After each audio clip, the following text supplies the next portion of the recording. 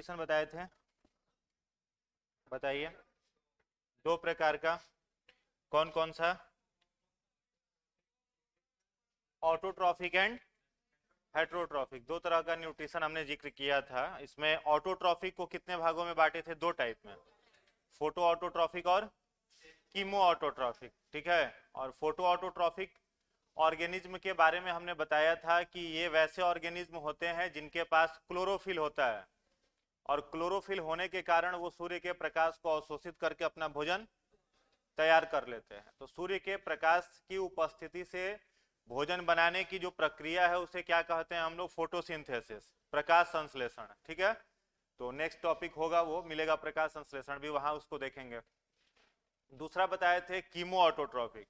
तो chemo autotrophic वैसे organism होते हैं जिनके पास क्लोरोफिल नहीं होता, लेकिन वो अपना भोजन खुद से ही तैयार करते हैं। तो क्लोरोफिल नहीं है और अपना भोजन खुद से तैयार करना है तो किसकी सहायता से करेंगे? क्लोरोफिल की सहायता तो है नहीं, तो केमिकल्स को सिंथेसाइज कर लेते हैं। जैसे जो बैक्टीरिया ज्वालामुखी में पाया जाता है वो वहां पर फॉस्फोरस से अपना भोजन बनाता है, तो उसका एक एग्जाम्पल लिखवाया था हमने, फॉस्फोरस बैक्टीरिया।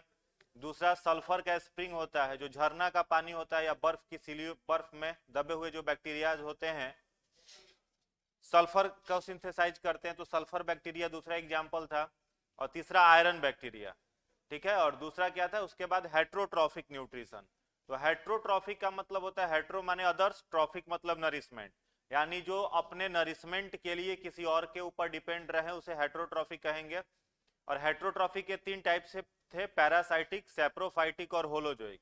तो पैरासाइटिक किसको कहेंगे? जो दूसरे के शरीर के ऊपर रहे, ठीक है, वैसा ऑर्गेनिज्म जो दूसरे के बॉडी के ऊपर रहे और उस वहां से अपना भोजन प्राप्त करे। तो अगर शरीर के बाहर रह रहा हो तो एक्सोपैरासाइट, और शरीर के अंदर रह रहा हो तो इंडोपैरासाइट। तो एक्सोपैरासाइट का उदाहरण अगर आपसे पूछा जाए तो लाइस हो जाएगा, मॉस्किटो हो जाएगा, ठीक है, रिंग वॉर्म हो जाएगा। और इंडोपैरासाइट का अगर एग्जांपल पूछा जाए तो ई कोलाई हो जाएगा, ठीक है, इंटेस्टाइन में रहता है, क्या नाम है? E coli. और क्या हो सकता है? जितने भी डिजीज कॉजिंग बैक्टीरिया है, हाँ, सारे जीवाणु जो बीमारी फैलाते हैं वो सब हो जाएंगे। उसके बाद सेप्रोफाइटिक था, उसको बताए थे मृत जीवी। तो मृत जीवी जो होता है वो डेड और डीके मटेरियल के ऊपर सरवाइव करता है, मरे हुए सड़े गले जीवों के शरीर के ऊपर रह करके अपना भोजन प्राप्त करता है, इसलिए पोषण का वो तरीका क्या कहलाएगा? सेप्रोफाइटिक, मृत जीवी। और तीसरा होता है होलोजोइक, उसको सिम्बायोटिक भी कहते हैं। तो होलोजोइक को हिंदी में कहा जाता है सहजीवी, यानी ये न्यूट्रिशन का वो तरीका है जिसमें कोई ऑर्गेनिज्म दूसरे ऑर्गेनिज्म के साथ सहजीविता के साथ रहता है, एक दूसरे को हानि नहीं पहुंचाता, फायदा पहुंचाए या ना पहुंचाए लेकिन हानि नहीं पहुंचाएगा, ठीक है। तो अमीबा हो गया, ह्यूमन हो गया, हाउस फ्लाई हो गई, वो सब इसी का एग्जाम्पल है, ठीक है। तो यही न्यूट्रिशन में हम लोगों ने पढ़ा था। उसके पहले ब्रांचेज ऑफ बायोलॉजी हमने आपको बताया था। तो ब्रांच ऑफ बायोलॉजी हमको जहां तक लग रहा है आप लोग घर से पढ़ करके आए होंगे और वो सब कुछ आपको याद होगा। टाइम नहीं मिला था घर पे पढ़ने का? मिला था? टाइम नहीं होता है, विद्यार्थी के पास टाइम एकदम नहीं होता है, सही बात है ना। सबके पास टाइम है, डॉक्टर के पास टाइम है, टीचर के पास टाइम है, प्रोफेसर के पास टाइम है, किसके पास नहीं है? स्टूडेंट के पास, विद्यार्थी के पास।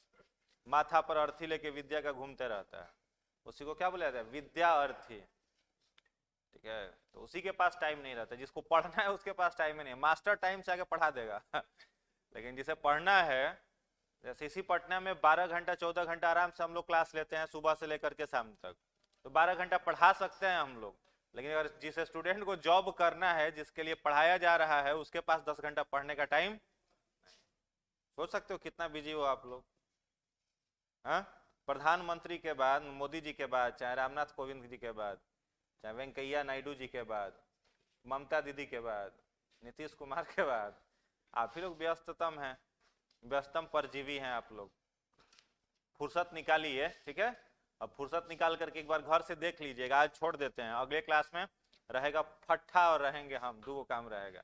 अब पूरा एक एक 35-36 को जितना लिखवाए हैं सब शुरू से लास्ट ले सुन लेंगे। मैंने जितना चीज हम पढ़ाएंगे उतना चीज कॉपी में ही नहीं, साथ में आपके दिमाग में रहना चाहिए। उसके बाद जिस कॉम्पिटिटिव एग्जाम में बैठ करके जिसका भी क्वेश्चन आप बनाओगे, ग्रुप डी वगैरह के एग्जाम दोगे तो ग्रुप डी जीएस बेस्ड ही एग्जाम है, उसमें जीएस जिसका साइंस सही है, आर्ट्स छोड़ दो, जिसका साइंस ग्रुप डी में सही है उसका रिजल्ट हो जाता है, मैथ तो ग्रुप डी का बहुत आसान रहता है। तो साइंस वगैरह जो ढंग से पढ़ लिया, जीएस पढ़ लिया, सारे एग्जाम में वो अपना निकाल लेगा। एसएससी का एग्जाम दोगे तो मैथ रीजनिंग एसएससी का सारे स्टूडेंट का सही रहता है। डवाडोल क्या रहता है, तो जीएस नहीं रहता है, जीएस में आर्ट्स नहीं पढ़ा है, करंट अफेयर्स नहीं पढ़ा है, स्टैटिस्टिक्स नहीं पढ़ा है, स्टैटिक्स नहीं पढ़ा है पूरा, तो वो सब कमजोर है, तो रिजल्ट कहाँ से मिलेगा। तो कम से कम 8 घंटा का शेड्यूल बनाइए घर पे पढ़ने के लिए, मिनिमम 8 घंटा सेल्फ स्टडी का शेड्यूल। कोचिंग मत जोड़ देना इसमें, ठीक है, कोचिंग मत जोड़ना कि 4 घंटा तो कोचिंग है किए, घर पे 4 घंटा पढ़ लेंगे। हाँ 6-7 घंटा क्लास करते हो, वाह बहुत अच्छा, तब 8 घंटा पढ़ो कम से कम। 7 घंटा के पढ़ाई को पढ़ने के लिए 8 घंटा घर पे पढ़ना पड़ेगा। सबसे बड़ा डिमेरिट क्या है कि यहाँ से पढ़ करके जाते उसको घर पे नहीं पढ़ोगे तो कुछ नहीं होने वाला है, जीरो। आज ही हमसे लिखवा लो, लाओ स्टाम्प पे पढ़ लिख के दे देते हैं। और ये बहुत दिन के एक्सपीरियंस के साथ आपको बोल रहे हैं, जब से हमने स्टूडेंट लोगों को देखा है। तो क्लास में जैसे अगर मैथ का एग्जाम्पल आपको बताएं, मैथ में मान लो सर पढ़ा रहे हैं तो आपने कोई एक चैप्टर खत्म किया, रेशियो प्रोपोर्शन आपने खत्म किया, ठीक है, तो रेशियो सर का जो पैकेज है वो आप पूरा बना लिए, 300-400 क्वेश्चन होगा ही, 300 क्वेश्चन 200 क्वेश्चन, 200 क्वेश्चन मान लो तुम रेशियो और प्रोपोर्शन से बना लिए, उतना ही बना लोगे तो रिजल्ट हो जाएगा। क्लास में सर पढ़ाए और अपना असाइनमेंट बना दिए, रिजल्ट हो जाएगा। क्या करना पड़ेगा उसके लिए, फिर घर पर जा करके कोई एक बुक जो आपको अच्छा लगे, चाहे राकेश यादव का क्लास नोट्स बुक ले लीजिए, चाहे किरण पब्लिकेशन का ले लीजिए, ठीक है, और उसको लेकर के पूरा बुक का रेशियो प्रोपोर्शन बनाइए जहां पर 500 क्वेश्चन हो प्रीवियस ईयर क्वेश्चन के साथ। तो एक तो सर का 200 क्वेश्चन जो सर दिए वो बना लिए, सर का लेक्चर पूरा अटेंड कर लिए, उसके बाद जा करके कंपलसरी बुक चाहे किरण पब्लिकेशन का बना लीजिए, एसएससी का उसका आता है किरण का, तो एसएससी का किरण खरीद लीजिए। अगर बैंकिंग देना चाहते हैं तो बैंकिंग का भी आता है, हिंदी और अंग्रेजी दोनों माध्यम में उपलब्ध है, जो आपको चाहिए वो ले लीजिए। और घर पर जाकर के उसको 200 क्वेश्चन उसी दिन खत्म करो जिस दिन क्लास में तुम्हारा लेक्चर खत्म हुआ है। ये नहीं कि रेशियो आज खत्म हुआ, परसेंटेज यहाँ खत्म हो गया, उसके आगे का चैप्टर खत्म हो रहा है, तुम्हारा रेशियो ही नहीं बना। जो चैप्टर टीचर जिस दिन क्लास में खत्म करता है उसी दिन जा करके आपको उस चैप्टर को पूरा कर लेना है। और उस दिन अगर तुम्हारा पूरा नहीं हुआ तो हमसे लिखवा लेना, वो चैप्टर तुम्हारा कहियो पूरा नहीं होगा। इसलिए नहीं होगा कि यहाँ पर चैप्टर उड़ाने में टीचर लोग माहिर है, फटाफट चैप्टर खत्म होगा। हमने अभी तक जितना बैच पढ़ाया है, जब हम लोग सिलेबस खत्म कर देते हैं तो स्टूडेंट को कहते हैं कि कुछ इंप्रूवमेंट हुआ, तो बहुत सारे स्टूडेंट कहते हैं कि सर जिस दिन जैसे पढ़ाई शुरू किए थे आज भी वही फीलिंग आ रहा है कि कुछ जानते ही नहीं, और 1.5 साल पढ़ करके बैच निकल गया। समझ रहे हैं। तो भविष्य में आपके साथ ऐसा ना हो कि इस दुआरी से वो दुआरी, वो दुआरी से वो दुआरी घूम रहे हैं, यहाँ जीएस पढ़े फिर दूसरा के द्वार पर बैठे हुए हैं जीएस पढ़ने के लिए, फिर मैथ पढ़ने के लिए दूसरे के दरवाजा झांक रहे हैं, वो स्थिति आपके साथ ना हो। इसलिए क्लास नोट्स को पूरा पढ़ा करिए, क्लास नोट्स को पढ़ लीजिए, उसके साथ सप्लीमेंट्री जो किताब रखे हैं वो किताब खत्म करिए, स्पेशली मैथ रीजनिंग इंग्लिश। और मैथ रीजनिंग इंग्लिश तो होना ही चाहिए, एसएससी का तैयारी करो तो इंग्लिश वगैरह बढ़िया रहना चाहिए एकदम। अशोक कुमार सिंह का कॉमन एरर का जो किताब आता है ना, अब मिरर क्या नाम है, a book of common error या मिरर ऑफ कॉमन एरर करके किताब आता है, वो किताब का एक एक क्वेश्चन एकदम जुबान पर रहना चाहिए। अंग्रेजी अंग्रेजी देख करके भागोगे तो कहियो कुछ नहीं होने वाला। अब सीईटी जिस दिन से आ गया सोचो क्या हाल होगा। रेलवे का आस लेकर के बैठे हो उसमें भी इंग्लिश घुस जाएगा, तो इंग्लिश से भागिए नहीं, ठीक है। सीईटी पैटर्न जिस दिन से आया रेलवे में इंग्लिश पहुंच जाएगा, पहले कह देते हैं। और जो बैंकिंग कर रहे हैं उनको भी जीएस पढ़ना पड़ेगा। बैंकिंग वाले लोग खुश होते हैं कि एडवांस मैथ नहीं मिलता है पढ़ने के लिए, बैंकिंग वाले को तो एडवांस मैथ भी पढ़ना पड़ेगा बैंकिंग में। सबका सिलेबस कॉमन होने जा रहा है सारे कॉम्पिटिटिव एग्जाम का, तो चैलेंज एक्सेप्ट करने वाले यूथ बनिए। कई को भोरे नहा के नहीं आता है, ठंडा लगता है, जवानी में इसको ठंडा लगता है बोक्का सबको। फ्रेश होकर के तो हम लोग देखे यहाँ पर खड़ा होकर के हम लोग पढ़ाते हैं तो लगना चाहिए कि एनर्जेटिक स्टूडेंट को पढ़ा रहे हैं। भोरे भोरे उठ के 3 थरिया खा के चलाएगा, सब जगह ओंघात रहेगा, बैठ के ओंघाएगा, जमाई लेते रहेगा और उस सबको देख के हम लोगों को नींद आने लगता है। 10 गो स्टूडेंट अगर दिख गया उस तरीके से क्लास में तो हम लोगों को नींद आने लगता है। तो फुल एनर्जेटिक रहिए, ठीक है, और घर से पढ़ उड़ करके आया करिए। और 7 घंटा अगर नहीं पढ़ते हैं तो प्रिपरेशन का कोई फायदा नहीं। 7-8 घंटा सेल्फ स्टडी नहीं हो रहा है तो कोई फायदा नहीं है। क्लास आप कितना भी अटेंड करिए, क्लास तब तक आपको कहा जाता है कि सेल्फ स्टडी का कोई सब्स्टिट्यूट नहीं है। सबसे बेस्ट स्टडी जो है वो सेल्फ स्टडी, उसका कोई तोड़ नहीं है। और सेल्फ स्टडी नहीं कर रहे हो तो बेकार है सब कुछ, कुछ नहीं कर पाओगे। तो सबसे महत्वपूर्ण है सेल्फ स्टडी। रूटीन कैसे बनाओ पढ़ने का, उसका सबसे तरीका है, कई लोग रूटीन बनाता है कैसे 4 AM अब एक 5 बजे ही करेंगे, 6 बजे ही करेंगे, 7 बजे, ये वाला रूटीन कहियो बनाओगे कहियो फॉलो नहीं होगा। क्लास से आप कब फ्री हो जाते हो? मान लो 12-1 बजे तक आप क्लास से सारा क्लास कर करके फ्री हो गए। कुछ क्लास इवनिंग में भी होता होगा, होता है क्या? अच्छा, वैसा इवनिंग में भी क्लास होता होगा। तो देखो पढ़ाई का शेड्यूल कैसे सेट करना चाहिए। सबसे पहले पढ़ाई का शेड्यूल, जो जो आपका फ्री आवर है जिसमें आपका क्लास नहीं है, ठीक है, हमको लगता है सैटरडे संडे तो कंप्लीट फ्री रहता होगा। हाँ, सैटरडे को भी क्लास होता है। अच्छा चलिए, तो बाकी का टाइम क्लास कितना, 4 क्लास, सारा क्लास एक ही साथ कर रहे हो, सब सब्जेक्ट 7-8 क्लास की 7-8 आवर, कौन सी पढ़ रहे हो तुम लोग? मैथ 2 घंटे का होता है, 1 घंटे का, 2 घंटे का मैथ। चलो रीजनिंग कितने आवर का? 3 घंटा हुआ आपका। 1 घंटा इंग्लिश, 4, 1.5 घंटे का ज्योग्राफी, माने जीएस 3 घंटा, तो कितना हो गया? 4 हुआ था ना, 4 3 7 घंटा हो गया। तो छोड़ के का बोले 3 घंटा जीएस, आने जाने में टाइम। तो ये सारा क्लास सुबह में ही है कि शाम में भी है? शाम में भी है, सुबह में नहीं है सारा। हाँ? अच्छा 7 बजे घर पे पहुंच जाते हो? पहुंच जाते तो जैबे मत करे, गुदरी वाले करके रहो, ये सू तो ये पढ़ो बोकस। तकिया के लेकर के आओ ना, जगह ले लेना है, झूठो रूम का रेंट दे रहे हो। 7 बजे तक अगर घर पे पहुंच जाते हो तो 7 से 1 का रूटीन सेट कर लो पढ़ाई के लिए, कंटिन्यू 2-2 आवर का। 1 बजे सो, ऐसे भी तुम 1 बजे से पहले नहीं सोते होगे, क्या बजे जगते, क्या बजे हो फिर? 10 बजे सोता है, जगते 10 बजे हो, 5 बजे उठ जाते हो। चलो अच्छा, कम से कम 6 घंटा का आवर निकालो बाबू, ठीक है। और बेस्ट करना है तो जैसे मान लो आपने समय निकाल लिया है, एक बार पढ़ी, जैसे मान लो आप शाम में 7 बजे आप फ्री हो जाते हैं, ठीक है, तो एक रूटीन रखिए, कितना, 7 से 9:30, 9 नहीं 9:30, 2.5 घंटा का, ठीक है। और ये 2.5 घंटा केवल एक सब्जेक्ट जो आपको पढ़ना है।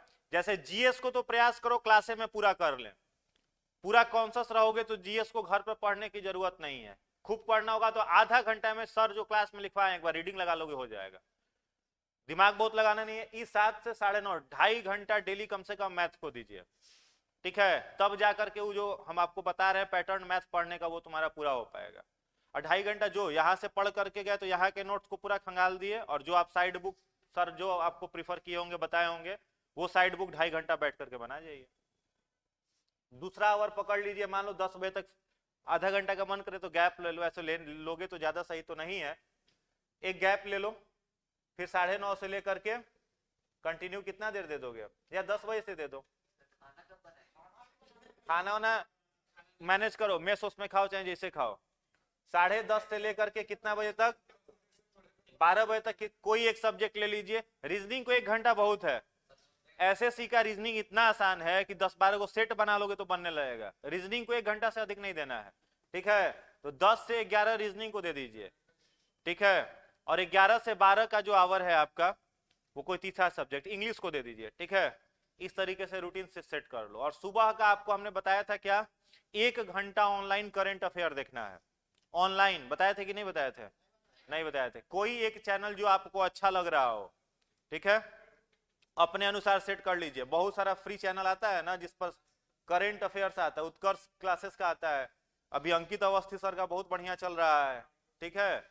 अंकित अवस्थी सर का करंट अफेयर्स का आता है ना, सुबह 6:30 से हमको लग रहा है शुरू होता है लाइव, 6:30 से 7:30। स्ट्रीम वीडियो नहीं देखना है, स्ट्रीम वीडियो माने जो डाउनलोड हो जाएगा उसको नहीं देखना है, किसको देखना है, लाइव को देखना है। स्ट्रीम लाइव में जमीन आसमान का अंतर होता है। तो लाइव वीडियो में जुड़ जाइए, कब आप, जब उनका शुरू हो रहा है, और 1 घंटा डेली करंट अफेयर के लिए। जैसे जीएस में मान लो एसएससी तुम्हारा 25 क्वेश्चन पूछ रहा है ना, तो इस 25 क्वेश्चन में 12 से 15 क्वेश्चन जो रहता है वो किसका रहता है, करंट अफेयर्स प्लस स्टैटिक्स का रहता है। सोच लो, आधा से अधिक जीएस में वैल्यू किसका है, करंट अफेयर का है। अकेले भारी है रीजनिंग आर्ट्स पर और साइंस पर करंट अफेयर। तो करंट अफेयर डेली 1 घंटा दीजिए। ये मत सोचिएगा कि परीक्षा से पहले उठा करके 6 महीने का करंट रटेंगे, कहियो नहीं रटाएगा, आपका समझ भी विकसित नहीं होगा। तो सारे एग्जाम के लिए करंट अफेयर जरूरी है। अभी जैसे बिहार एसआई का एग्जाम होगा, है ना, 26 को है, 26 तारीख को बिहार एसआई का एग्जाम है। तो उसमें देख लीजिएगा क्वेश्चन पेपर जब आएगा तो 25 से 26 क्वेश्चन करंट अफेयर का, 100 क्वेश्चन में 25 से 26 करंट अफेयर पूछेगा। बीपीएससी जो संभावित तिथि है आपका मार्च में या अप्रैल में, उसमें देख लेना कम से कम मिनिमम 35 से 40 क्वेश्चन करंट अफेयर का देगा। समझ रहे हो करंट अफेयर कितना पूछ रहा है? तो बहुत इंपॉर्टेंट है करंट अफेयर। प्रतियोगिता दर्पण मैगजीन हर महीना खरीदिए और उसको पढ़ने का आदत डालिए, ठीक है। जो जैसे शुरू में लाइव आप जो देखोगे करंट अफेयर, वो सारा कंटेंट आपको कहां से मिल जाएगा? प्रतियोगिता दर्पण में, पीडी में मिल जाएगा। तो हर महीना का पीडी जरूर लीजिए, ठीक है, और पीडी को पढ़िए। और जो भी फ्री आपका चैनल पर अगर प्रतियोगिता दर्पण पढ़ाता हो उससे एक बार वीडियो देख लीजिए। माने दिन भर इंगेज रखो अपने आप को पढ़ाई में, 1 साल तक। कोई काम उम नहीं, कोई दोस्त दोस्ती यारी नहीं करना है, कहीं घूमने उमने से मतलब नहीं रहा है। रूम में रहिए, क्लास करिए, रूम में रहिए, क्लास करिए, बस यही शेड्यूल में यही डाल लो। फालतू समय घूमने उमने का कुछ नहीं, देखो अपने आप हो जाएगा। समझ में आ रहा है क्या बोल रहे हैं? अरे 8 घंटा अगर क्लास ही तुम करते हो, 9 घंटा क्लास अगर कर रहे हो, फिर भी आपके पास 14-15 घंटा बच रहा है ना जी।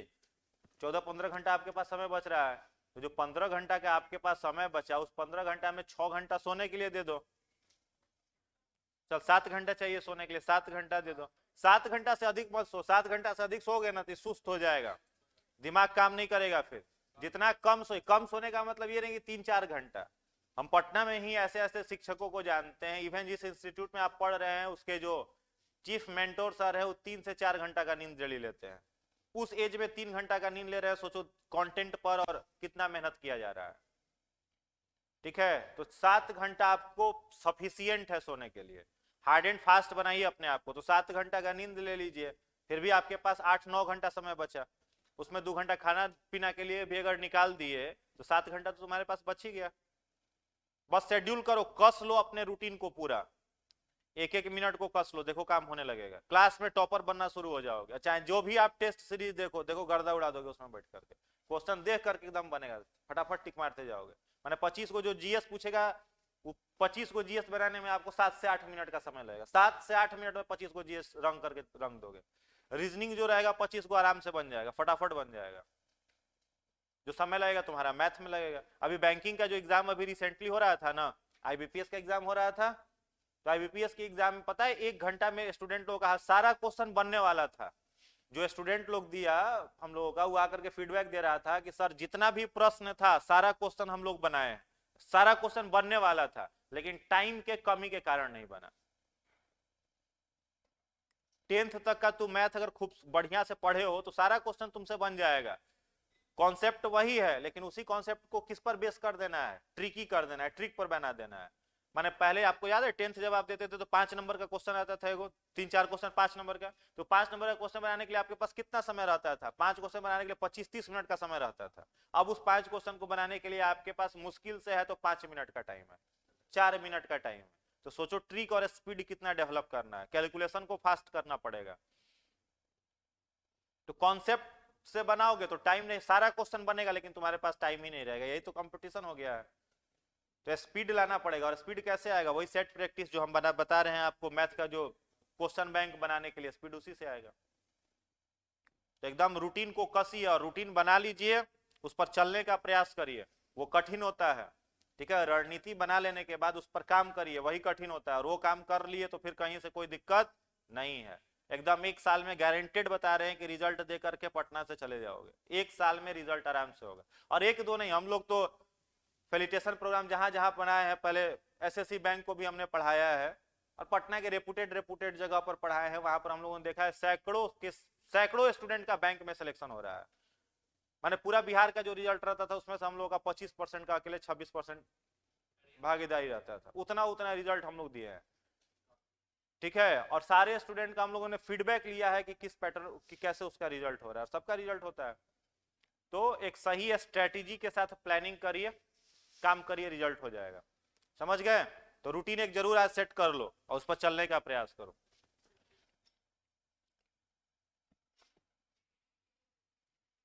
चलो नेक्स्ट टॉपिक लिखिएगा न्यूट्रिशन के बाद।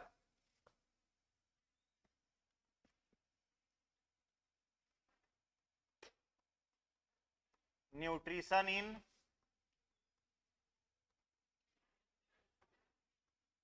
Plants, nutrition in plants, bracket में लिखिएगा पौधों में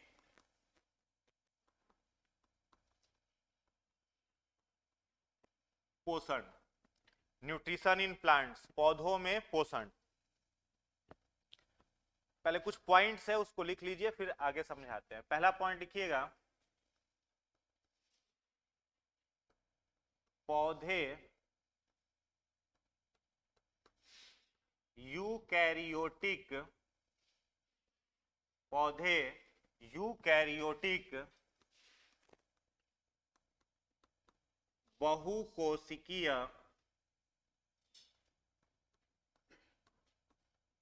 होते हैं, उनकी कोशिका के बाहर, उनकी कोशिका के बाहर कोशिका भित्ति, कोशिका भित्ति, ब्रैकेट में लिखिएगा सेल वाल, पाई जाती है, पाई जाती है, जो जो सेलुलोज की, जो सेलुलोज की बनी होती है।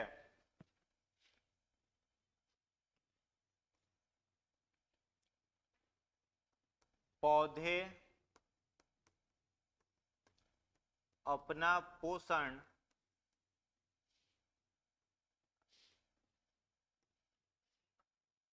पौधे अपना पोषण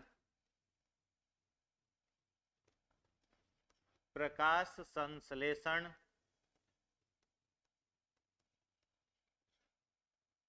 द्वारा करते हैं, जबकि जबकि कुछ पौधे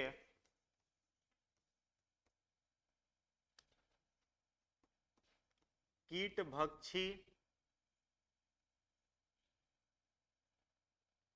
ब्रैकेट में insectivorous,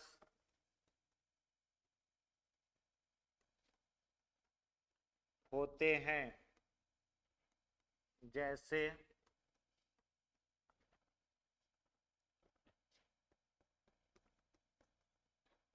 pitcher plant and Venus fly trap plant, pitcher plant and Venus fly trap plant.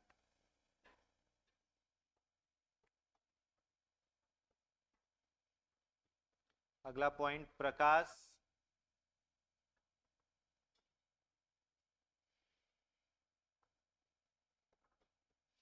संश्लेषण,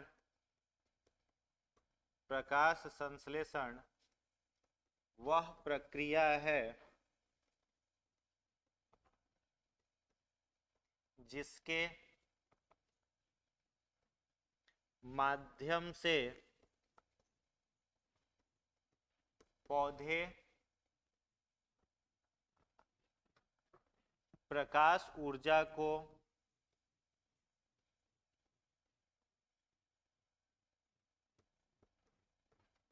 रासायनिक ऊर्जा में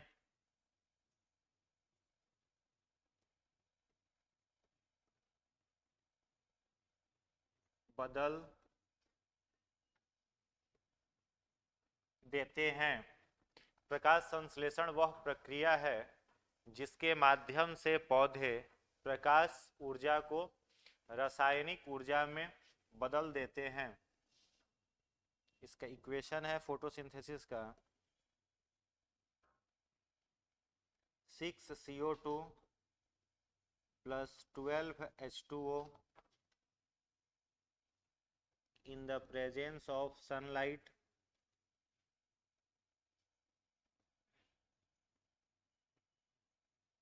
and chlorophyll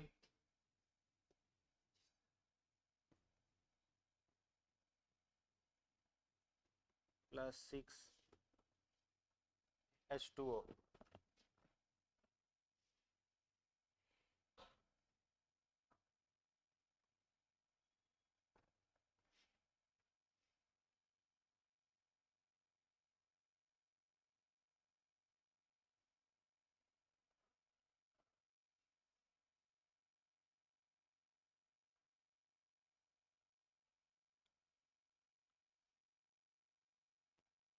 हो गया?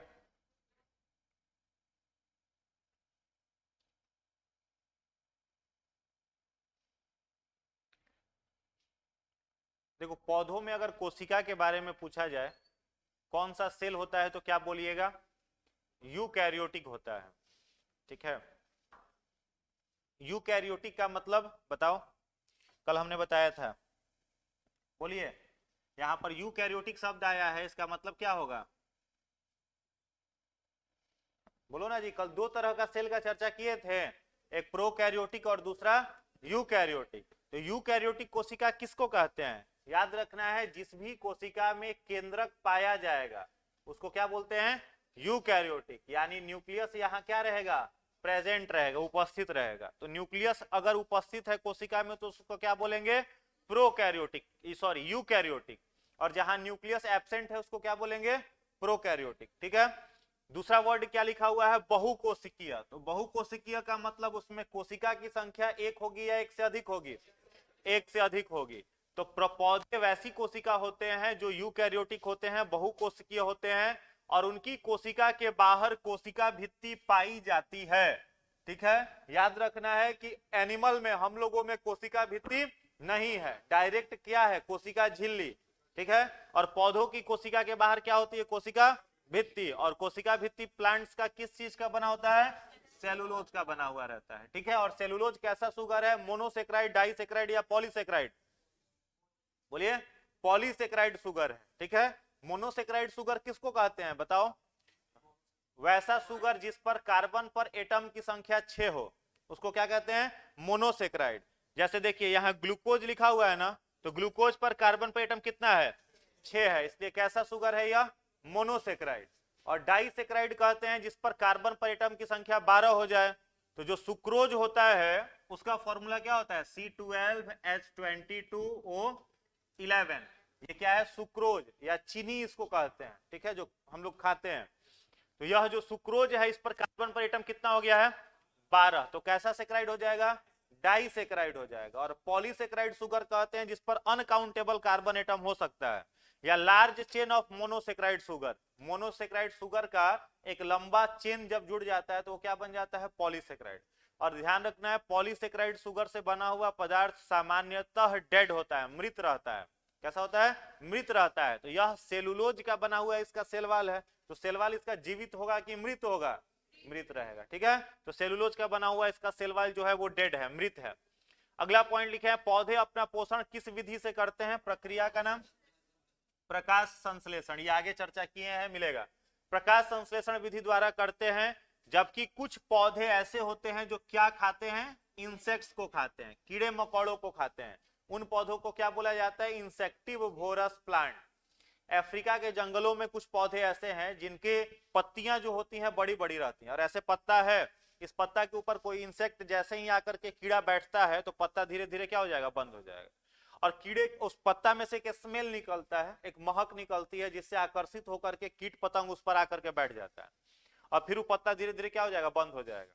और पत्ता जब बंद हो जाएगा तो कीड़ा के शरीर के अंदर जो भी न्यूट्रिएंट्स है, पोषक तत्व है, वह पत्ते के द्वारा अवशोषित कर लिया जाएगा और वो पौधा के शरीर में चल जाएगा। फिर पत्ता खुलेगा, कीड़ा को बाहर निकाल देगा।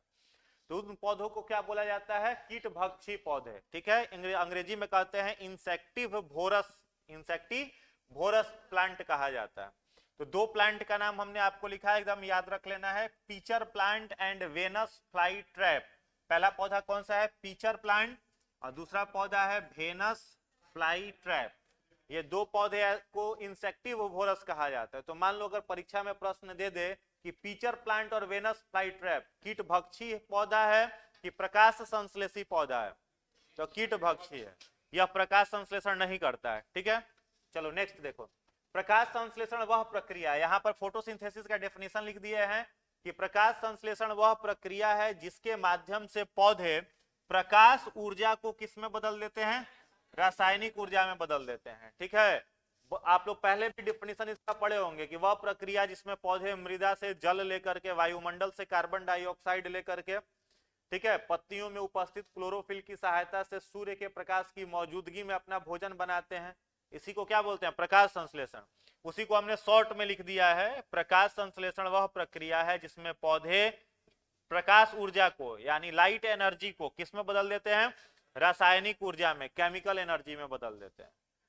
दूसरा चीज याद रखना है, पूछा हुआ प्रश्न है what are the essential component of photosynthesis, प्रकाश संश्लेषण के लिए आवश्यक घटक कौन कौन से हैं। तो देखो 4 चीज फोटोसिंथेसिस के लिए होना अनिवार्य है, चारों में से अगर एक भी एब्सेंट रहा तो फोटोसिंथेसिस नहीं होगा। पहला क्या चाहिए, कार्बन डाइऑक्साइड, दूसरा क्या चाहिए, वाटर, तीसरा क्या चाहिए, सनलाइट, और चौथा क्लोरोफिल। तो फोटोसिंथेसिस का 4 कंपोनेंट है, कार्बन डाइऑक्साइड, वाटर, सनलाइट और क्लोरोफिल। जब यह चारों चीजें पौधा को मिल जाता है तो प्लांट अपना भोजन क्या बनाता है, ग्लूकोज। पौधा का भोजन क्या होता है, ग्लूकोज या कार्बोहाइड्रेट कह लो। ठीक है, ग्लूकोज या कार्बोहाइड्रेट, तो पौधा का यही भोजन है, डेली यही खाता है। अभी नहीं कि आज ग्लूकोज खाया, कल पूरी जिलेबी बनाएगा, परसों कुछ और ही बनाएगा, रोज एक ही चीज वह खाता है, क्या खाता है, सेलुलोज, ग्लूकोज खाता है। उसके बाद क्या उत्सर्जित करता है, ऑक्सीजन, ऑक्सीजन रिलीज करता है और लिटिल अमाउंट में वाटर यहां पर तैयार होता है। ठीक है, एब्जॉर्ब नहीं करता है, वाटर वहां बसता है, कैसे बसता है आगे बता रहे हैं। ठीक है, तो पूछा जाए कि प्लांट का भोजन क्या है तो क्या बोलिएगा, ग्लूकोज पौधा का भोजन है। अच्छा, मान लो आपसे अगर प्रश्न पूछे कि पौधे श्वसन में कौन सा गैस लेते हैं, क्या कहिएगा, कार्बन डाई, सब लोगों का आंसर यही है, रात दिन नहीं, श्वसन में कौन सा गैस लेता है, कार्बन डाई, कार्बन डाइऑक्साइड। ये कैसे होगा, रेस्पायरेशन का इक्वेशन बोलो, चलो बोलो रेस्पायरेशन का इक्वेशन, श्वसन का इक्वेशन बोलिए, समीकरण क्या होता है, +6O2 within mitochondria, CO2 plus H2O plus ATP, यही होता है ना। ये क्या हो गया, श्वसन का समीकरण हो गया, इक्वेशन हो गया। अब देखो श्वसन के लिए क्या क्या चाहिए, आपकी कोशिका में क्या होना चाहिए, ग्लूकोज होना चाहिए, और आप श्वसन में कौन सा गैस लेते हैं, ऑक्सीजन, कौन सा गैस छोड़ते हैं। तो श्वसन में हमने पूछा पौधों में कौन सा होगा, तो क्या बोलोगे, ऑक्सीजन बोलोगे, कार्बन डाइऑक्साइड बोलोगे। अरे धरती पर कोई ऐसा ऑर्गेनिज्म नहीं है जो ऑक्सीजन की अनुपस्थिति में श्वसन कर ले। हाँ, ईस्ट वगैरह कुछ है, अगर श्वसन में कोई गैस का अगर आवश्यकता पड़ रहा है तो कार्बन डाइऑक्साइड कभी नहीं होगा, क्या होगा, ऑक्सीजन।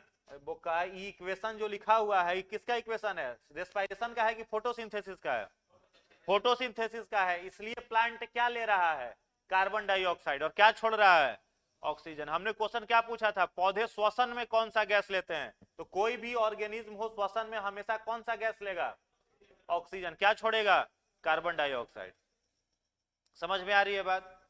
जैसे आप लोग, अच्छा ऑक्सीजन की अनुपस्थिति में कोई पदार्थ जल सकता है कि नहीं जल सकता है, नहीं जलेगा, नहीं ना जलेगा जी। जैसे गांव में कई बार ठंडा का दिन चल रहा है तो गांव में कई बार आप देखिएगा जो बूढ़े बुजुर्ग लोग रहते हैं, हीटर तो रहता नहीं है, तो लोग क्या करते हैं, बोरसी जला के सोते हैं। बोरसी समझते हैं, मिट्टी का बर्तन रहता है, उसमें गोईठा उईठा लकड़ी उकड़ी जला के लोग सोते हैं, रूम गर्म रहे, और दरवाजा वरवाजा एकदम पैक कर दिया जाता है, खिड़की वेंटिलेटर सब में बोरा बोरिया ठूस के बंद, माने कहीं से भी हवा अंदर नहीं आना चाहिए। अरे हम ही लोग सोते हैं, देखते हो सुतला में अगर कंबल में से हाथ निकल गया तो क्या लगता है कि पोलियो मार देगा हाथ में, नहीं फीलिंग आता है। तो क्या करते हैं, एकदम दुबुक के अंदर कहीं से हवा नहीं घुसे, और कहीं पार्टनर रूम में जो सोया हुआ गलतियों से उठा दिया कंबल तो सुतले में 2-4 लात तो उसको होता है ना, माने कहीं से हवा का संपर्क नहीं आए। ठीक है, तो मान लो कोई बाबा बोरसी जला के रूम में सोए हुए और हवा का कनेक्शन रूम का बंद है।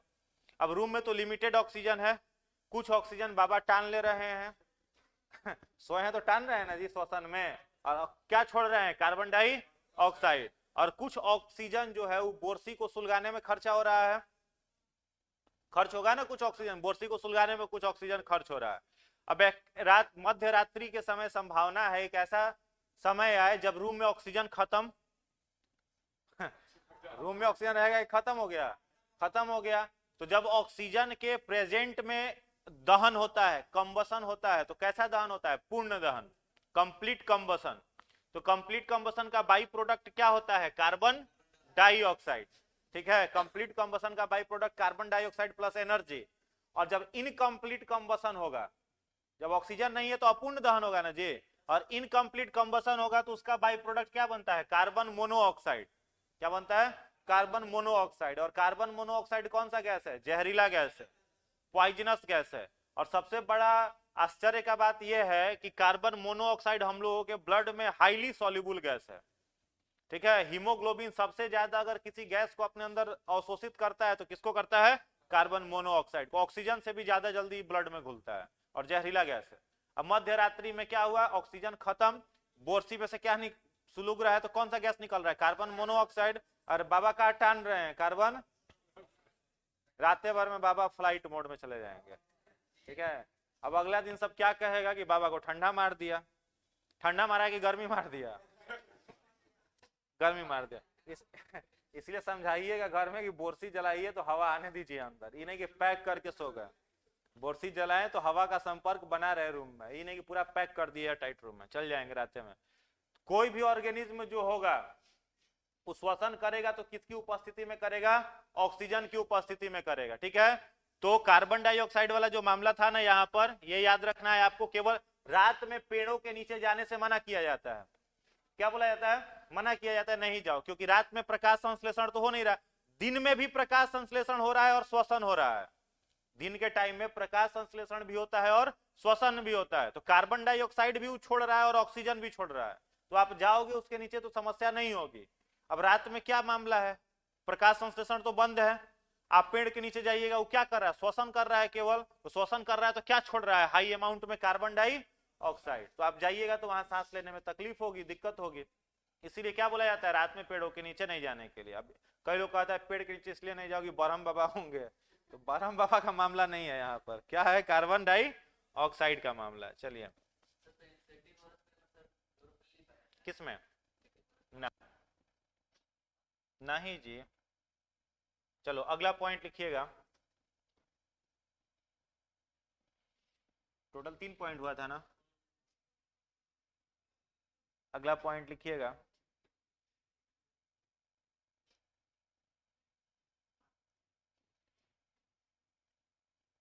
प्रकाश संश्लेषण के बाद,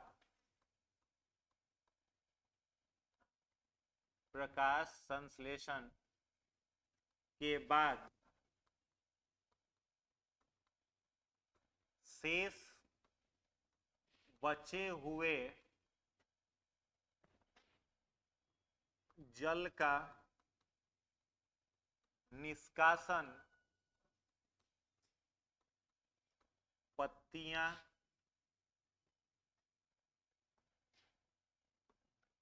रंध्र स्टोमाटा द्वारा करती हैं, वह प्रक्रिया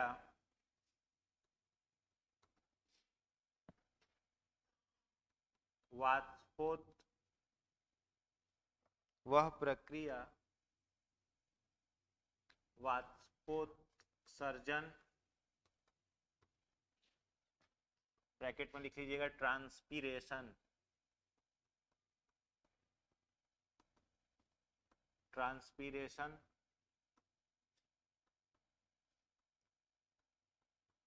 कहलाती है।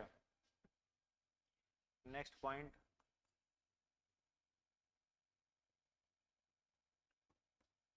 पत्तियों को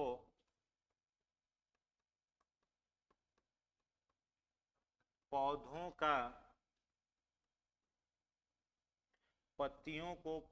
का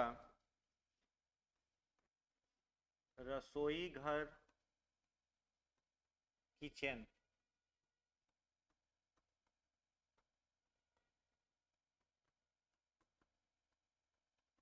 कहा जाता है। अगला पॉइंट, रंध्र, स्टोमाटा,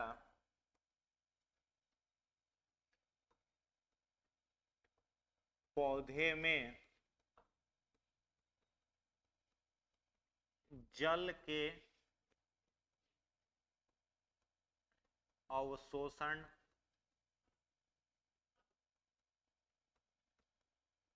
का केंद्र है। रंध्र पौधों में जल के अवशोषण का केंद्र है।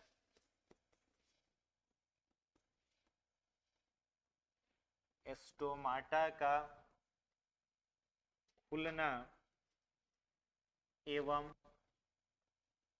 बंद होना उनकी रक्षी कोशिका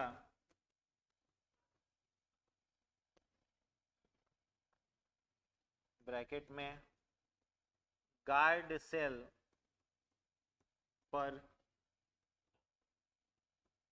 निर्भर करता है। नेक्स्ट पॉइंट,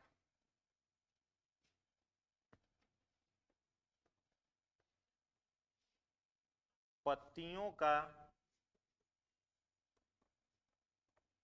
बाहरी आवरण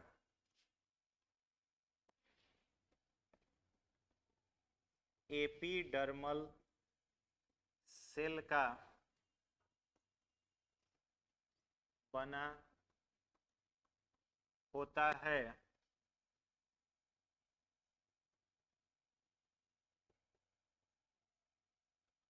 एपिडर्मल सेल का बना होता है, जबकि स्टोमाटा का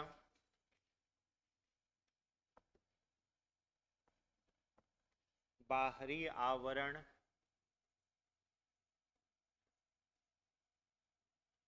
गार्ड सेल का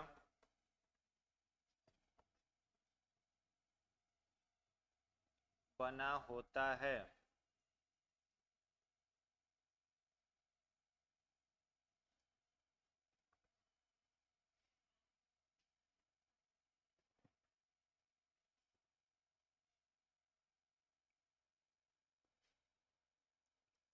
क्लोरोप्लास्ट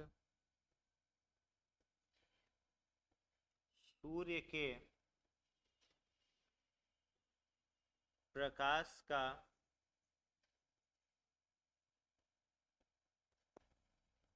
अवशोषण करता है।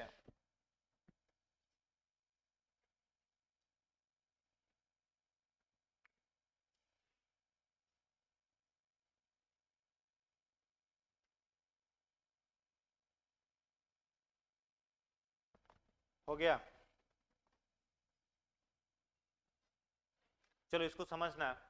देखो पहला पॉइंट लिखा गया इसमें, प्रकाश संश्लेषण के बाद शेष बचे हुए जल का निष्कासन पत्तियां रंध्र द्वारा करती हैं, वह प्रक्रिया वाष्पोत्सर्जन कहलाती है। जैसे देखिए यहाँ पर क्या लास्ट में बच रहा है, जल बच रहा है, ठीक है। तो इस जल का तो उपयोग है नहीं, अब पौधा में उपयोग है, फोटोसिंथेसिस हो रहा है तो जड़ से पानी जा रहा है, लेकिन बाद में जो पानी बच गया उसका तो जरूरत नहीं है। अच्छा, प्रकाश संश्लेषण हो रहा होगा तो पौधा का तापमान बढ़ा होगा कि कम हुआ होगा? बढ़ा हुआ होगा। घर में खाना बनता है तो कुकर ठंडा थोड़े रहता है जी, भात बना तो गर्म है एकदम, तो उसको ठंडा करने के लिए आप क्या करते हो, सीटी निकाल देते हैं। तो उसका सीटी निकाल देते हैं तो जो वेपर है उसका वेपर बाहर निकल गया तो टेम्परेचर ठंडा हो गया। हम ही लोगों को अगर फीवर होता है, बुखार हुआ, डॉक्टर दवाई दिया, तो जब बुखार उतरेगा तो कैसे बुखार उतरता है, जब शरीर के अंदर से पसीना बाहर निकलता है तब तो बुखार बाहर निकलता है।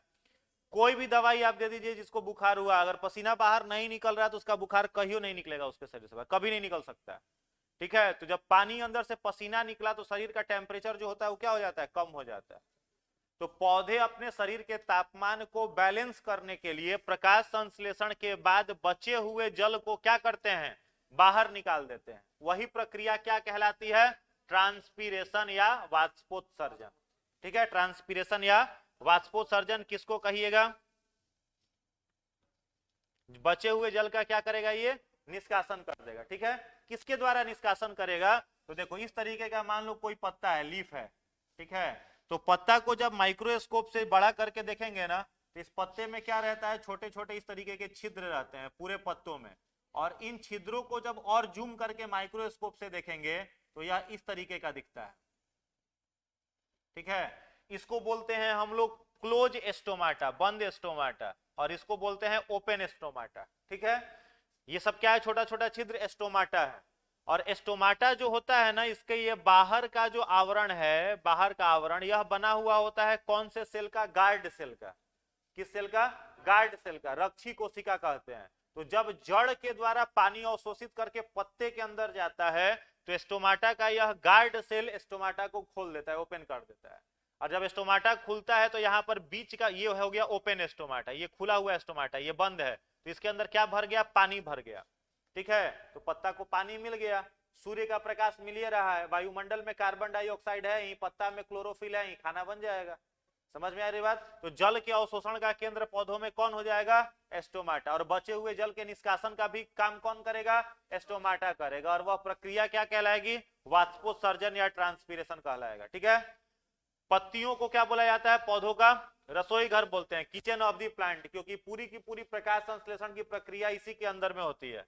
रंध्र जो होता है वो पौधों में क्या काम करता है, जल के अवशोषण का केंद्र है। Site of absorption of water in plants is stomata. ठीक है, जल को कौन अवशोषित करेगा, एस्टोमाटा।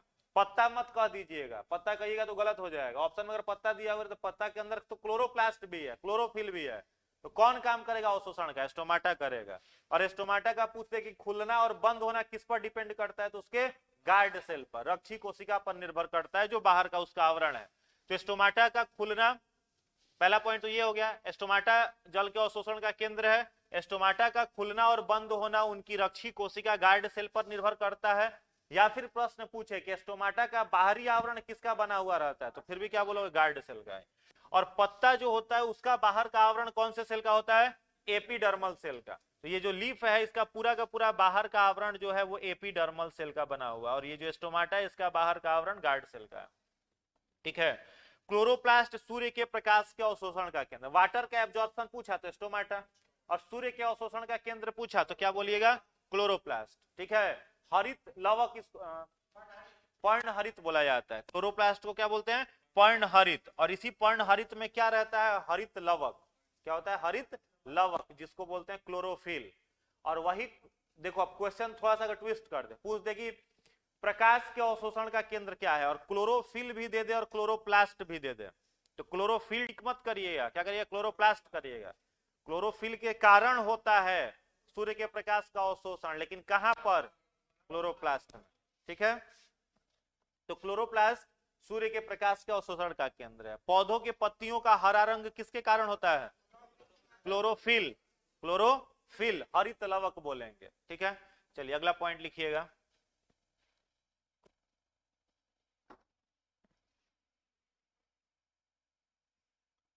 नेक्स्ट पॉइंट लिखिएगा 10वां।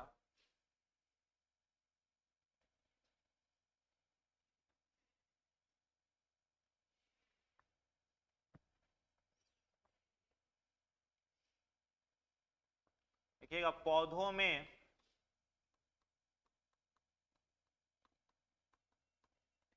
संवहन ऊतक, ब्रैकेट में वैस्कुलर, वैस्कुलर टिश्यू, पौधों में संवहन ऊतक वैस्कुलर टिश्यू पाए जाते हैं, वैस्कुलर टिश्यू पाए जाते हैं। पहला वैस्कुलर टिश्यू का नाम लिखना है जाइलम, जाइलम, डैश देकर के लिखिएगा। यह एक मृत, यह एक मृत उत्तक है, डेड टिश्यू, मृत को बोलेंगे इंग्लिश में डेड, मृत उत्तक है।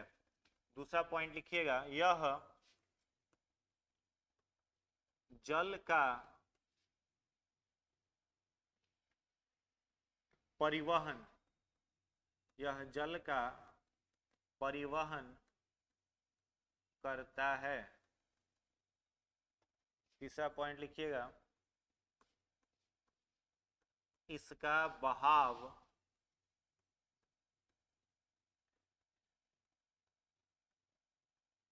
एक दिशीय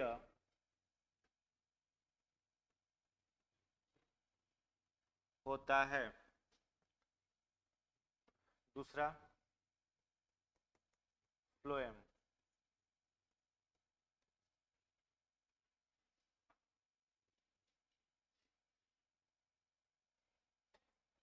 फ्लोएम में लिखिएगा, यह एक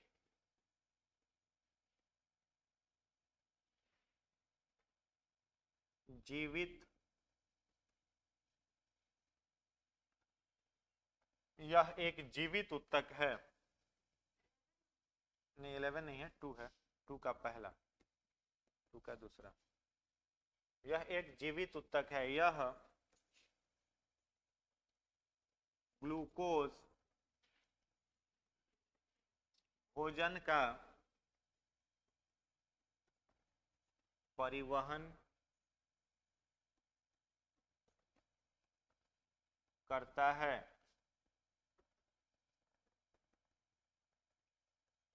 इसका बहाव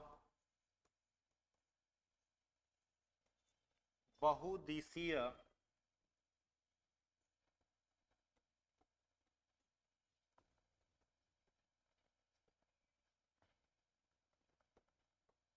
इसमें आरबीसी नहीं पाया जाता। नोट में चौथा पॉइंट लिखिए, नोट।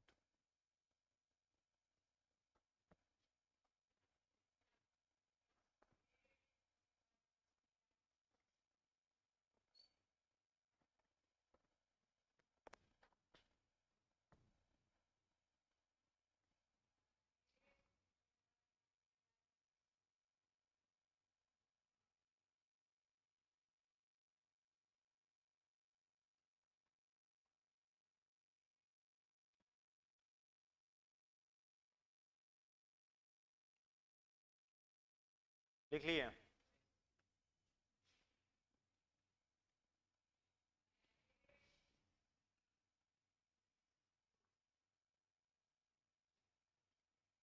चलो अब इसको समझ लो। मान लो कोई ट्री है, ठीक है, मान लिए हैं? पेड़ समझते हो ना, पेड़ कितना प्रकार का होता है? तुम कुछ नहीं बताओगे, सब हम ही बता दे, कर्जा का है तुम्हारा?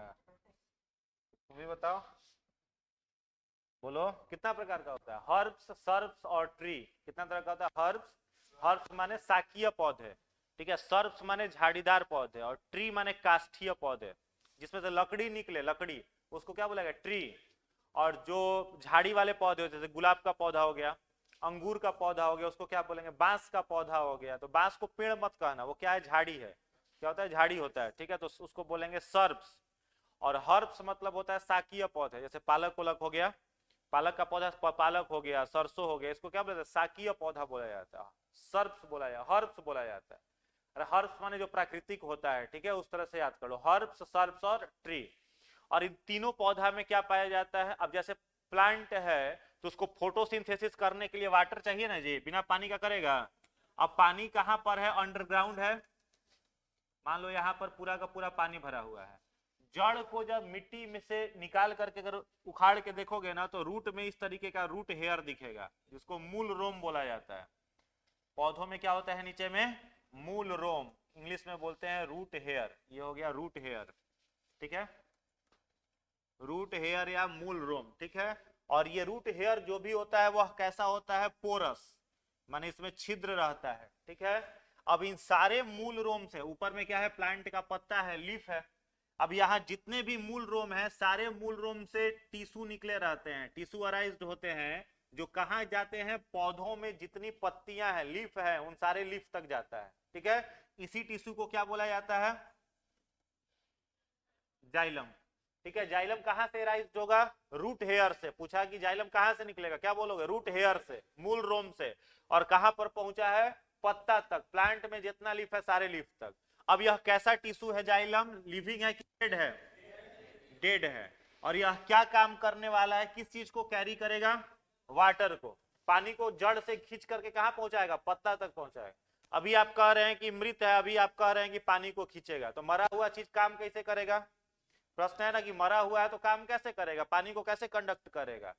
ठीक है, तो समझना, मान लो यहाँ पर एक ड्रम है बड़ा सा, तुम्हारे पास 50 लीटर का एक ड्रम है, पूरा एकदम फुल है, एकदम यहाँ तक इसमें पानी है। इसके ठीक बगल में एक दूसरा ड्रम है, सेम इसी के बराबर, इसमें आधा पानी है। अब इसका पानी आपको इसमें डालना है और आप उठा नहीं सकते हैं, तो क्या काम करोगे, वो पाइप लोगे और पाइप लेकर के इसमें क्या करिएगा, यहाँ से मान लो इस तरीके का एक पाइप उठाएं और इसमें डाल दिए इस पाइप को इस तरीके से, तो बताओ इसका पानी इसमें जाने लगेगा कि नहीं जाएगा, अरे नहीं जाएगा, कैसे चल जाएगा। करना क्या पड़ेगा, यहाँ इसको इधर से पाइपों से थोड़ा सा पानी मुंह से खींच लीजिएगा, उसके बाद इसमें लगा दीजिएगा तो जाने लगेगा, ऐसे नहीं जाएगा। पानी को केवल क्या करोगे, मुंह से खींच लिए और यहाँ पर लगा दीजिएगा ना, तो दोनों का जब लेवल बराबर हो जाएगा, या मान लो दोनों का लेवल, इसका कम होगा इसका बढ़ेगा, और दोनों का लेवल जब बराबर हो जाएगा तो पानी जाना बंद हो जाएगा। इस प्रक्रिया को विज्ञान की भाषा में कहा जाता है परासरण। क्या बोलते हैं, परासरण, ऑस्मोसिस। ठीक है, अंग्रेजी में बोलते हैं ऑस्मोसिस, हिंदी में बोलते हैं परासरण। Transfer of water from higher concentration to lower concentration region, उच्च सांद्रता से निम्न सांद्रता की ओर जल का परिवहन या स्थानांतरण क्या कहलाएगा, परासरण, ऑस्मोसिस। ठीक है, तो यहाँ पर जो रूट है और यहाँ पर पानी का, अंडरग्राउंड पानी का कॉन्सेंट्रेशन यहाँ हाई है और यहाँ पानी का कॉन्सेंट्रेशन लो है ना, यहाँ उच्च सांद्रता है, यहाँ निम्न सांद्रता है। तो इस जाइलम के ऊपर रूट प्रेशर बनेगा कि नहीं बनेगा, मूल दाब जिसको बोलेंगे, बनेगा ना जी। और उस रूट प्रेशर की सहायता से पानी कहाँ पहुंच जाएगा, पौधा के पत्ता में, लीफ में पहुंच जाएगा। तो अगर प्रश्न पूछे कि जाइलम जो पानी को कैरी करता है तो वहां पर कौन सा दाब उत्पन्न होता है, तो क्या बोलिएगा, मूल दाब, रूट प्रेशर, रूट प्रेशर के द्वारा पानी जाएगा, हिंदी में बोलेंगे इसको मूल दाब। ठीक है, पानी पहुंच गया तो यहाँ पर पत्ता में क्या मिल गया, वाटर मिल गया ना। और यहाँ इन्वायरमेंट में कौन सा गैस है, कार्बन डाइऑक्साइड है कि नहीं है। अरे आप पढ़े होंगे कि ऑक्सीजन एयर में कितना होता है, 21% होता है, 0.03% क्या होता है, कार्बन डाइऑक्साइड होता है, और 78% क्या होता है, नाइट्रोजन होता है, पढ़े हैं आप। तो यहाँ पर 0.03% कार्बन डाइऑक्साइड तो एयर में है, तो वो कार्बन डाइऑक्साइड भी किसको मिल रहा है, पत्ता को मिल गया, तो दो चीज मिल गया। और पत्ता में पहले से क्या है, क्लोरोफिल है, और सूर्य का प्रकाश भी इसको मिल रहा है, तो चारों चीज मिल गया ना। तो यहाँ पर लीफ में क्या बन जाएगा, भोजन, ग्लूकोज बन गया, तो पत्ता में ग्लूकोज बन गया। अब इस ग्लूकोज की जरूरत प्लांट के सारे पार्ट्स को है, पौधा का जो जो अंग है सबको ना खाना चाहिए। घर में कुकर में खाना बना तो सब लोग कुकरे पर मुंह नहीं लगा देते हैं, सबके पास व्यवस्थित होता है, थाली में जाता है भोजन। तो जितना ही पार्ट है, तो ये पौधा का शरीर का परिवार है, अंग है। तो यहाँ से जितना प्लांट में लीफ है ना, सारे लीफ से एक टिश्यू निकलेगा, और ये टिश्यू कहाँ जाएगा, पौधा के सारे भाग तक। ठीक है, तो जो टिश्यू लीफ से निकला और प्लांट के सारे पार्ट्स तक जाएगा, इस टिश्यू को क्या बोलोगे, फ्लोएम। और यह फ्लोएम कैसा होता है, लिविंग। तो अगर तुमसे पूछे जाइलम का बहाव कैसा है, तो एक दिशा है ना जी, केवल डाउनवर्ड टू अपवर्ड। और फ्लोएम का फ्लो पूछे तो क्या बोलिएगा, मल्टी डायरेक्शनल, चारों दिशा में यह भोजन को क्या करेगा, कैरी करेगा। लेकिन बहुत महत्वपूर्ण चीज ये है, और ये आपको याद रखना होगा, कि फ्लोएम जो होता है एक ऐसा टिश्यू है जिसमें आरबीसी में, जिसकी कोशिका में क्या नहीं पाया जाता है, आरबीसी नहीं पाया जाता है, रेड ब्लड सेल नहीं पाया जाता है। ठीक है, आरबीसी केवल 2 यूकैरियोटिक कोशिका में नहीं पाया जाता। पौधों के बारे में हमने क्या बताया, पौधा कैसा सेल है, प्रोकैरियोटिक की यूकैरियोटिक, यूकैरियोटिक है, और यूकैरियोटिक कोशिका में आरबीसी का पाया जाना अनिवार्य है। लेकिन केवल 2 कोशिका में आरबीसी नहीं पाया जाता है, एक side tube of phloem, phloem के साइड ट्यूब में, और दूसरा सॉरी आरबीसी कह रहे हैं, न्यूक्लियस कर लीजिए, न्यूक्लियस, न्यूक्लियस कर लो, केंद्रक,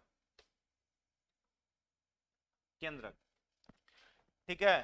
तो जितने भी यूकैरियोटिक कोशिका होते हैं, अभी हमने क्या बताया कि यूकैरियोटिक नाम ही क्यों रखा गया है, क्योंकि उसमें क्या है, केंद्रक है ना। तो ये भी क्या है, यूकैरियोटिक कोशिका है, लेकिन इसमें क्या नहीं पाया जाएगा, न्यूक्लियस नहीं पाया जाएगा। तो दो कोशिका में न्यूक्लियस नहीं पाया जाता है जो यूकैरियोटिक है। पहला कोशिका कौन सा हो गया, आरबीसी। हम लोगों का आरबीसी जो है ना, आरबीसी माने लाल रक्त कोशिका, रेड ब्लड सेल। तो हम लोगों के आरबीसी में भी क्या नहीं पाया जाता है, न्यूक्लियस नहीं पाया जाता है।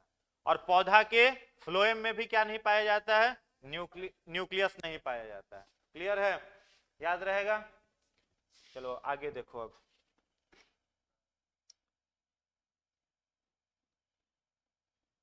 इतना तो हो ही जाएगा। टाइम हो गया है क्या, कितना, 11:30 में ही टाइम था। नहीं, मेरा टाइम 12 तक कहाँ होगा। अच्छा, एक छोटा सा टॉपिक कराते, लास्ट लिख लो, nutrition in amoeba, nutrition in, एक छोटा सा टॉपिक कर लो, न्यूट्रिशन इन अमीबा, अमीबा में पोषण, अमीबा में पोषण, न्यूट्रिशन इन अमीबा।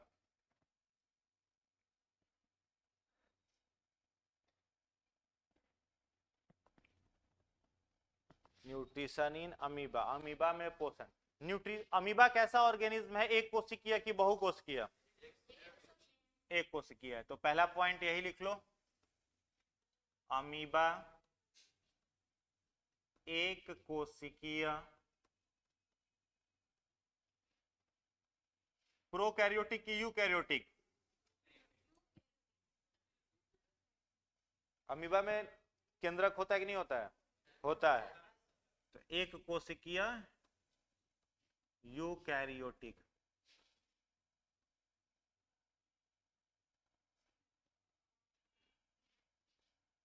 अमीबा एक कोशिकीय यूकैरियोटिक जीव है। दूसरा पॉइंट लिखिएगा, इसका आकार अनियमित, ब्रैकेट में इरेगुलर,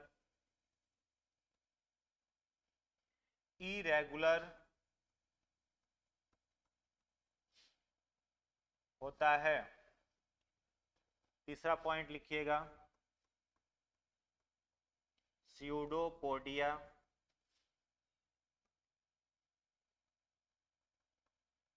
कूटपाद अमीबा का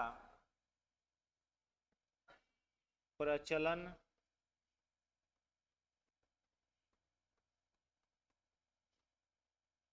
अंग है।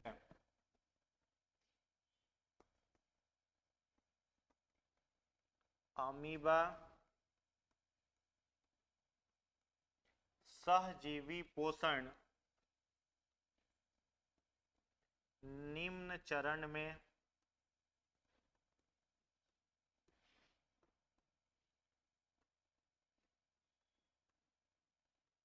पूरा करता है।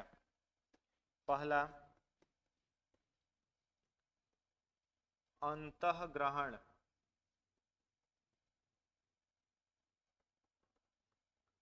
इंजेशन। दूसरा,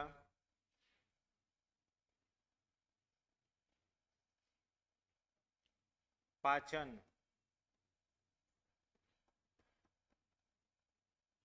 डाइजेशन।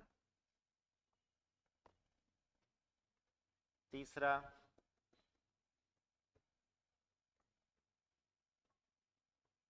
स्वांगीकरण,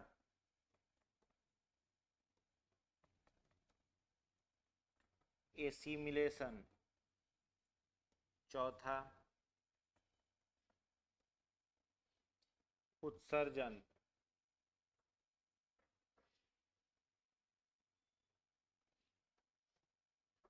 अगला पॉइंट लिखिएगा, पांचवा, अमीबा एक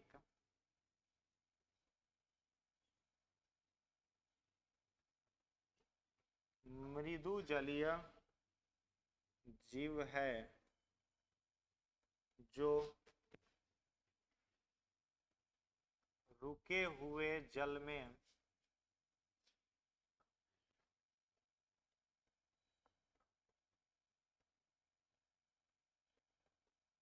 पाया जाता है।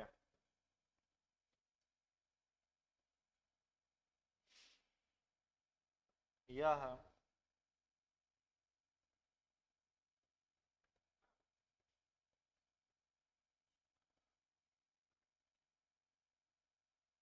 यह अलैंगिक जनन द्विखंडन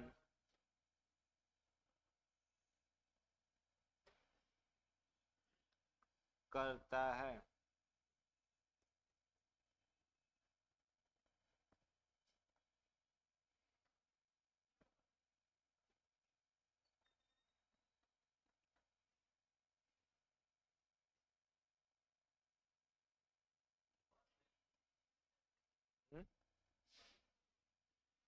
बताएंगे, अभी सब समझाएंगे, लिख लीजिए।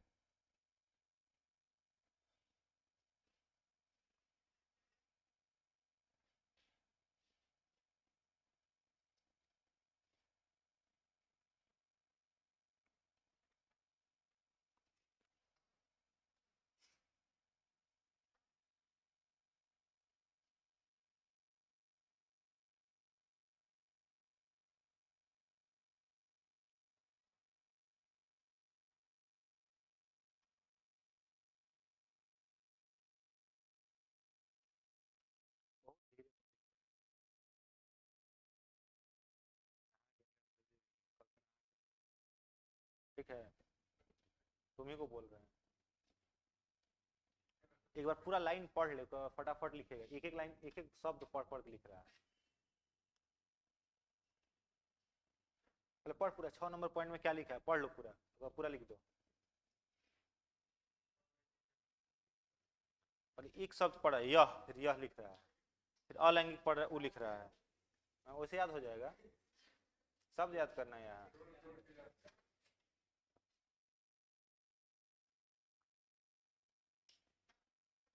चलो इसको समझो। अमीबा जो है वो एक कोशिकीय है। एक कोशिकीय माने यूनिसेलुलर, एक कोशिका का बना होगा, और एक कोशिका का बना होगा तो न्यूक्लियस इसमें प्रेजेंट रहेगा, इसलिए इसको क्या बोलेंगे, यूकैरियोटिक। तो याद रखना है इसमें केंद्रक जो है वो उपस्थित है, यूकैरियोटिक में केंद्रक प्रेजेंट रहेगा।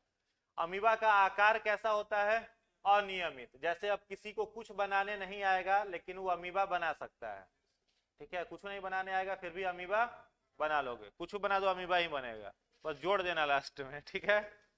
ये क्या बन गया, अमीबा। अब इसमें केंद्रक रहेगा, बीच में केंद्रक रहेगा ना, यहाँ पर इसका क्या हो गया, केंद्रक हो गया। और केंद्रक के बाद साइटोप्लाज्म रहेगा, बोलो, कोशिका द्रव्य जिसको बोलते हैं। एक और पॉइंट ऐड कर लेना उसके बाद, अमीबा में एक पॉइंट ऐड कर लीजिएगा। अमीबा में पाचन, अमीबा में पाचन, अमीबा में पाचन भोजन रसधानी, भोजन रसधानी, भोजन रसधानी, ब्रैकेट में लिख लेना फूड वैक्यूल, फूड वैक्यूल, भोजन रसधानी, फूड वैक्यूल, फूड वैक्यूल में होता है, में होता है, फूड वैक्यूल में होता है। देखिए अब ये मान लो अमीबा हो गया, ठीक है, ये इसका आउटर वाल है। अमीबा में याद रखना है क्या नहीं पाया जाएगा, कोशिका भित्ति नहीं रहेगा, क्या रहेगा, कोशिका झिल्ली। तो डायरेक्ट इसको हम लोग क्या कह सकते हैं, सेल मेम्ब्रेन। कोशिका झिल्ली को क्या बोलते हैं, सेल मेम्ब्रेन। सेल मेम्ब्रेन के अंदर में क्या है, ये साइटोप्लाज्म, कोशिका द्रव्य, और यहाँ सेंटर पर क्या है, न्यूक्लियस, केंद्रक। तो ये चीजें इसके पास है। इसका आकार जो होगा वो अनियमित होगा, ध्यान रखना है, किसी भी आकार का यह हो सकता है। अब मान लो यहाँ पर दिखाई दिया अमीबा को कि उसका भोजन रखा हुआ है, यहाँ पे इसको भोजन दिखाई दे रहा है, तो ये जो बाहर का आवरण अमीबा का है, पूरा का पूरा बाहर का आवरण है, यही इसका लोकोमोटरी ऑर्गन होता है, प्रचलन अंग है, इसी को बोलते हैं स्यूडोपोडिया, हिंदी में बोलते हैं कूटपाद। तो देखो स्यूडो का मतलब होता है फॉल्स, स्यूडो का मतलब फॉल्स, और पोडिया का मतलब होता है लेग, पैर, काल्पनिक पैर स्यूडोपोडिया को कहते हैं सामान्य भाषा में। इस स्यूडोपोडिया को यह जब चाहे बना सकता है और जब चाहे बिगाड़ सकता है, ठीक है। तो अमीबा को क्या दिखाई दिया, यहाँ पर उसका भोजन है, तो स्यूडोपोडिया की सहायता से भोजन के नजदीक आएगा, ठीक है, और क्या काम करेगा, स्यूडोपोडिया को थोड़ा दूर तक तोड़ देगा, इतना दूर का स्यूडोपोडिया तोड़ दिया। अब इस भोजन को यह क्या करेगा, अपनी कोशिका के अंदर में ले लेगा, ठीक है। भोजन को क्या किया, यहाँ कोशिका के अंदर, यहाँ पर मान लो भोजन चला गया, ठीक है, और फिर क्या करेगा, स्यूडोपोडिया को ये जोड़ देगा, तो इसका आकार भी बदल गया। तो स्यूडोपोडिया के टूटने और बनने के कारण ही अमीबा का आकार कैसा होता है, अनियमित होता है, किसी भी आकार का यह हो सकता है। अब भोजन इसके शरीर के सेल के अंदर चला गया, तो यह प्रक्रिया क्या कहलाएगी, बोलिए, अंतःग्रहण। क्या कहलाएगी, अंतःग्रहण, इंजेशन, ठीक है। और जैसे ही भोजन इसकी कोशिका के अंदर गया, टेम्पोररी कुछ देर के लिए यहाँ एक फूड वैक्यूल बनेगा, इसको बोलेंगे फूड वैक्यूल, भोजन रसधानी, टेम्पोररी बनेगा, ये परमानेंट नहीं रहेगा, ठीक है। और ये भोजन कहाँ चला जाएगा, इसके फूड वैक्यूल के अंदर, भोजन रसधानी के अंदर, और यहाँ पर फूड का क्या हो जाएगा, डाइजेशन, फूड डाइजेस्ट हो जाएगा। तो दूसरी प्रक्रिया देखो लिखा हुआ है पाचन, लिखा हुआ है ना, अंतःग्रहण के बाद क्या हो गया, पाचन, और भोजन जब पच गया तो क्या होगा, उसका स्वांगीकरण, यानी उसमें से पोषक तत्व निकल करके उसके बॉडी को ऊर्जा प्रदान करना शुरू कर देगा, उसको क्या बोलेंगे, स्वांगीकरण। और फिर जो उत्सर्जी पदार्थ होगा उसको अमीबा अपनी कहीं पर कोशिका के किनारे ऐसे जमा किया, और फिर क्या करेगा, यहाँ से स्यूडोपोडिया को तोड़ देगा। तो मान लो इतना दूर का स्यूडोपोडिया फिर क्या किया, तोड़ दिया, और तोड़ने के बाद यहाँ पर एक्सक्रीटरी वेस्ट को निकाल दिया, फिर स्यूडोपोडिया को जोड़ दिया, इसको बोलेंगे बहिष्करण। तो अमीबा में पूरा का पूरा पाचन जो है, कल के लेक्चर में हमने क्या बताया था कि पूरा पोषण इसमें कौन सी विधि से होगा, विधि का नाम क्या बताए थे, सहजीवी बताए थे ना, बोलो ना, कल न्यूट्रिशन बताए थे ना जी, सहजीवी, सिम्बायोटिक। और सिम्बायोटिक न्यूट्रिशन में 4 चरण में करेगा, पहला अंतःग्रहण, पाचन, स्वांगीकरण और बहिष्करण, ठीक है। अमीबा पाया कहां पर जाता है, तो मृदु जल में, मतलब मीठे पानी में। पानी 2 प्रकार का होता है, एक मेरीन वाटर होता है और एक स्वीट वाटर होता है। तो मेरीन वाटर किसको बोलेंगे, समुद्र के पानी को, खारा होता है वह, तो ये खारा पानी में नहीं पाया जाएगा। जबकि इसका चचेरा भाई है पैरामीशियम कौन है चचेरा भाई, पैरामीशियम, वो कहाँ रहेगा, तो मेरीन वाटर में रहेगा, वो खारा पानी में रहता है, इसके साथ नहीं रहता है। और ये कहाँ रहता है, रुके हुए पानी में, नदी के पानी, नदी का पानी भी मीठा पानी ही है, लेकिन उसमें नहीं रहेगा क्योंकि वो बहता हुआ पानी है, रुका हुआ पानी में रहता है, तालाब उलाब में पाया जाएगा। जहाँ कचड़ा उचड़ा वाला पानी रहता है, गीला मिट्टी वाला, उन सारे जगह पर पाया जाता है, समझ गए, कोई दिक्कत। अब मान लो इसको प्रजनन करना है, रिप्रोडक्शन करना है, तो रिप्रोडक्शन के लिए ये लैंगिक जनन नहीं करता, सेक्सुअल रिप्रोडक्शन नहीं करेगा, कैसा करेगा, एसेक्सुअल। और एसेक्सुअल मान लो इसको रिप्रोडक्शन करना है, तो कब पूरा होगा रिप्रोडक्शन, जब न्यूक्लियस को 2 बराबर भागों में तोड़ देगा तब होगा। अरे न्यूक्लियस टूटेगा 2 भाग में तभी तो होगा रिप्रोडक्शन, नया कोशिका बनेगा। तो ये क्या काम करता है, स्यूडोपोडिया से न्यूक्लियस को कॉम्प्रेस करना शुरू कर देता है, दबाना शुरू कर देता है, ठीक है। तो 1-2 स्टेप जाते जाते अमीबा इस तरह का हो जाता है, 2-3 स्टेप जाएगा, और पूरा स्यूडोपोडिया से क्या करेगा, इस तरीके से स्यूडोपोडिया के नजदीक, यहाँ न्यूक्लियस है तो देख रहे हो न्यूक्लियस के नजदीक जा रहा है, क्या जा रहा है, स्यूडोपोडिया। और फिर एक अमीबा टूट करके 2 डॉटर न्यूक्लियाई, 2 डॉटर अमीबा में बदल जाएगा, इसी को बोला जाता है बाइनरी फिजन, द्विखंडन। तो अलैंगिक जनन करेगा कौन सी विधि से, द्विखंडन, बाइनरी फिजन। और एक प्रश्न पूछता है कि अगर बैक्टीरिया रिप्रोडक्शन कर रहा है, ठीक है, जीवाणु कोई रिप्रोडक्शन कर रहा है, तो वो भी अलैंगिक जनन करेगा, लेकिन बाइनरी फिजन न करके वो कौन सा फिजन करेगा, मल्टीपल फिजन, बहुखंडन। एक प्रश्न पूछा भी था आपको, हमने चर्चा किया था, मान लो आपके पास 1 कप बैक्टीरिया है, क्या है, 1 कप बैक्टीरिया है, तो 5 मिनट के बाद वह बैक्टीरिया कितने कप में बदल जाएगा। अगर आपके पास 1 कप बैक्टीरिया है तो आफ्टर 5 मिनट बैक्टीरिया कितने कप में बदल जाएगा, बताओ। मल्टीपल फिजन होगा, 1 मिनट के बाद 2 कप, दूसरा मिनट में 4, तीसरा मिनट में 8, चौथा मिनट में 16, पांचवा मिनट में 32 कप, ठीक है। तो बैक्टीरिया कैसा फिजन करता है, मल्टीपल, बहुखंडन। अमीबा कैसा करेगा? द्विखंडन। क्लियर है? चलिए, और कुछ पॉइंट था इसमें जो नहीं समझ आया था? सब हो गया ना? किसी पॉइंट में कोई दिक्कत? हाँ,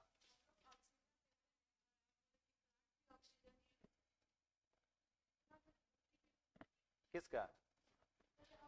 तो हम लोग ऑक्सीजन लेते हैं श्वसन में ना, और कार्बन डाइऑक्साइड छोड़ते हैं, तो कार्बन डाइऑक्साइड बढ़ रहा है। उसी कार्बन डाइऑक्साइड को वो किस में ले लेता है? फोटोसिंथेसिस में। और क्या छोड़ दिया? ऑक्सीजन। तो मैनेज हो गया।